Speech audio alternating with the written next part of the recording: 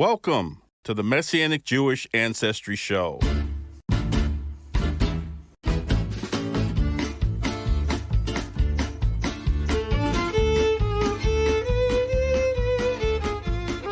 Shalom, and welcome to the Messianic Jewish Ancestry Show. This is your host, Harry Nunez Sephardi Goldsmith. Now, the lengthiness of my name should give you some clue as to what the focus of this show and podcast will be. And that is the universal, and may I say, just in case we put any Jews on Mars anytime soon, which could happen. We're focusing on the universal Jewish ancestry world and those names that take us way back into the Jewish ancestry, going all the way back in some cases even to Israel, to biblical Israel. Okay, in most cases, we're probably landing in Europe, in Sephardic Europe, in Spanish, Portuguese Europe, or France, or England, as well as other places around the world, because as many of you know, the Jewish people have been scattered all over the known world and universe for the last 2,000 years. And most recently, in 1948, with the establishment of the reestablishment of the nation of Israel, they have returned to our ancestral homeland, and that's really what we're digging into, right? To help us connect to those Jewish ancestors and ancestry, looking at the names that can take us back. And so we'll get into that. And so if possible, and in a few finite cases, we may go as far back as the patriarchs themselves, Abraham, Yitzhak, and Yaakov, in our exploration. And if you think that type of topic and exploration is interesting, as many people should, as many of you know, ancestry research is super popular these days. There are several different shows dedicated to ancestry, one from Ancestry.com. I think it's called Who Do You Think You Are, right? Which can be very actually helpful in learning about ancestry in general, in some cases Jewish ancestry, as well as the show by Dr. Henry Louis Gates, that is, the show called, I think it's something like Finding Your Roots. I think that's the title. So both very helpful. In fact, I will reference Dr. Gates' show, Finding Your Roots, because he will very often give us lots of detail into certain celebrities that have either known or unknown Jewish ancestry, and that is super helpful, or can be super helpful in your own personal, private investigation of your Jewish ancestry. So, our main point for today: Jewish ancestry, smancestry. Who cares? Well, many and most people won't care. I dare say that the Arab world will not become fans of this show. No offense. If we were doing Arab ancestry, that would be more interesting to people of Arab descent. Okay, but this is focused on Jewish ancestry. And so, in fact, since this is a Messianic Jewish show, and let me make that clear so no one misunderstands and no one's offended when they come to this show, because we may delve off into Messianic Jewish topics as related to ancestry, but the main drive of this show is not about Messianic Judaism. However, there are some key underscoring points, which I will get to later on, which cause me, because I am a Messianic Jewish believer, to want to focus the show also in that area. Now, most Jewish people will also not become fans or avid listeners of this show just because of that Messianic Jewish reason.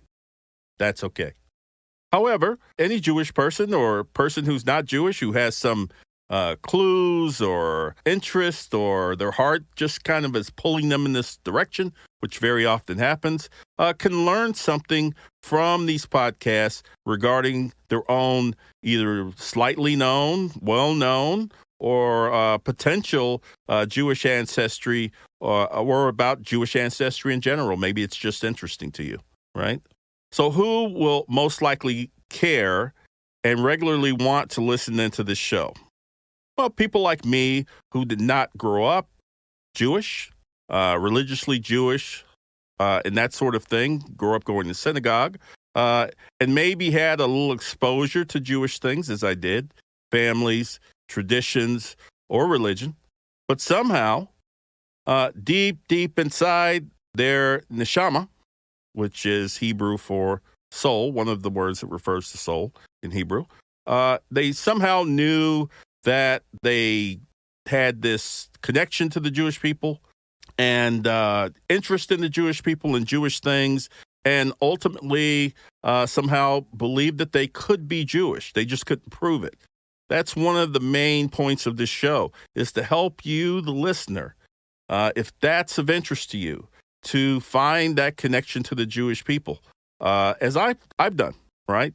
When I started out down this ancestry path, maybe about 5-6 years ago, did what most people do, went and purchased an ancestry test. In my case, my first one was from 23andMe, which is not necessarily the best for ancestral research, a little bit better for things like health. That's what they specialize in. But when I took this test, I immediately discovered, although I didn't have a ton of Jewish cousins in this ancestry pool that 23andMe provides for you, I had a cousin based in England or living in England with the last name Cohen. That was a shock to me. How could I, a person who's had no apparent ancestral involvement with anybody Jewish, possibly have a cousin with the last name Cohen, and moreover, not in the United States, but based in England? There are a number of points there, which I'll get into as we go along with subsequent podcasts. But for today's sake, just understand this, that if you have Jewish ancestries in Europe and they have the name Cohen or Levi or Moses or these types of names, your chances of being related to those actual folks is much greater. That's because of the travel that Jewish people made from Europe to the United States over the last 300-400 years, and for a variety of different reasons. But coming back to the point, we'll study all of these things, right? So those are the types of people that will most likely enjoy this show, and so on, right? Now, if you did not know or understand this point, or have never heard of such a thing, I promise you, as we will regularly prove on this show, that there are millions of people around the world in this condition that I've described. And again, that goes back to the point of that the Jewish people have been scattered, according to the Bible, by God himself. God actually did the scattering because of the disobedience of the Jewish people to God's word, to the Torah, and so on. And so the Jewish people have been scattered all over the planet for the last 2,000 years. And again, it's only been since 1948 that anybody who's Jewish could actually point to a homeland that they could go back to, and many have. In fact, there's about 18 million Jews in Israel, living in Israel to this day. But there's still, as you know, many, many, many more Jews, or a large number of Jews that are still scattered all over the planet. Again, those are the ones who know they're Jewish, and we're also talking about the ones that have Jewish ancestry and don't know anything about that, right? And helping to connect those things. Now, if I were a Jewish doctor, I would call this condition sort of a Jewishitis, right? This condition of having this itchy feeling that you have Jewish ancestors or you might be Jewish, but having no actual evidence that proves it or you can point back to. Back to that condition. You'd be surprised how many people. Let me bring up another point. There are a lot of people around the world who actually will tell you that they're Jewish because their family said they were Jewish, but they actually have never proven that they're Jewish. They may go to synagogue and have gone to synagogue all their life, which is helpful. But it doesn't necessarily mean from a DNA genetic standpoint that they're actually Jewish even. This could happen, right? And I'd say most times, 9 times out of 10, they probably do have some Jewish ancestry. They just maybe haven't proven out yet and so on. But I'm sure that if we examine every synagogue in the world, we'd probably find some percentage. I'm going to guess 5%, 7%, maybe as high as 10% of the Jewish people in the synagogue actually cannot prove their Jewish ancestry. Or they're really only 1/20th or 1/8 or 1/7 Jewish, at least on paper, because this is a very complicated topic. In fact, because generally speaking, these ancestry tests, I refer to 23andMe. There are other tests from, as you know, Ancestry.com. That's probably your best one. My first tip for the day, besides 23andMe.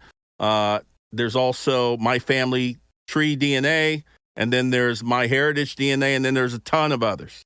Those are probably your 4 best bets for finding Jewish ancestry.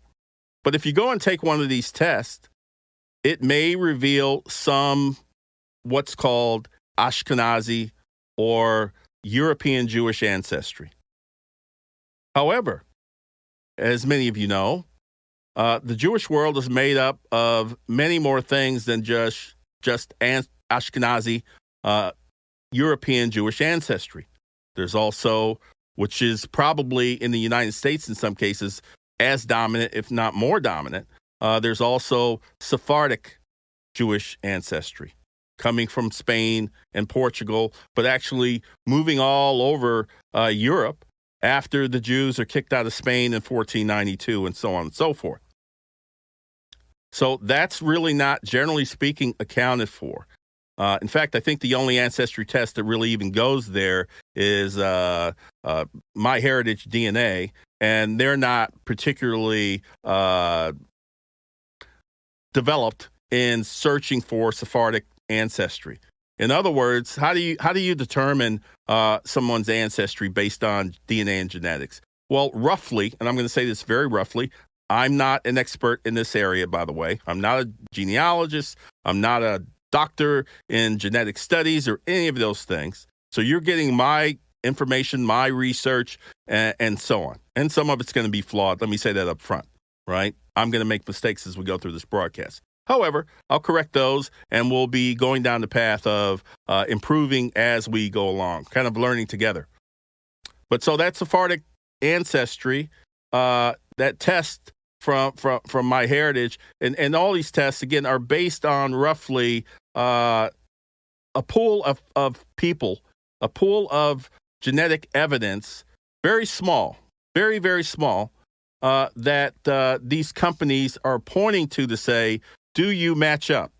Do you match up with, not with an individual necessarily, but the person who lived in this country at this time?